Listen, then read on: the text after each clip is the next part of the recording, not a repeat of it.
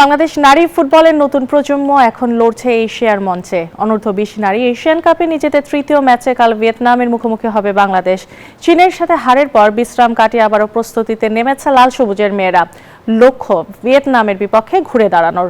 থাইল্যান্ডের ননথাবুরি স্টেডিয়ামে ম্যাচ শুরু বাংলাদেশ সময় সন্ধ্যা 7টায়।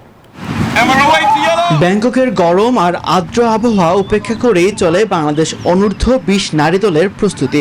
আগের ম্যাচে চীনের কাছে 2-0 গোলের হারের ক্ষত এখনো তাজা। একদিন বিশ্রাম নিয়ে আবারও মাঠে ঘাম ঝরালেন পিটার বাটলারের শিষ্যরা। এবার অপেক্ষা ভিয়েতনাম পরীক্ষার। সেই লক্ষ্যে সকাল 9টা থেকে চলে 1.5 ঘন্টার অনুশীলন। ওয়ার্ম আপের পর টেকনিক্যাল পাসিং, ড্রিল আর কম্বিনেশন প্লে, সবকিছুতেই ছিল মনোযোগের ছাপ।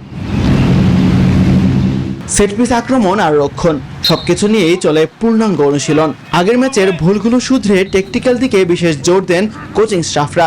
প্লেয়াররা খুব চেষ্টা করেছে তাদের সেরাটা দেওয়ার জন্য। সেরাটা দিয়েই তারা দ্বিতীয় রাউন্ডে যাওয়ার চেষ্টা করবে, কারণ আমরা দ্বিতীয় রাউন্ডে উইন করে যাওয়ার একটা পসিবিলিটি আমাদের আছে। একটা ভালো ম্যাচ আছে ভিয়েতনামের বিপক্ষে, তো ওই ম্যাচে আমরা জেতার চেষ্টা করব। তো আমাদের কোচ যেভাবে বলবে খেলার জন্য আমরা সেইভাবে প্লে করব। তবে স্বস্তির খবর, দলের সব ফুটবলারই ফিট আছেন, নেই কোনো গুরুতর ইনজুরি। ফলে পুরো স্কোয়াড নিয়ে একাদশ বেছে নেওয়ার সুযোগ পাচ্ছেন কোচ পিটার বাটলার। তাসবিহ অরুণ, নিউজ 24।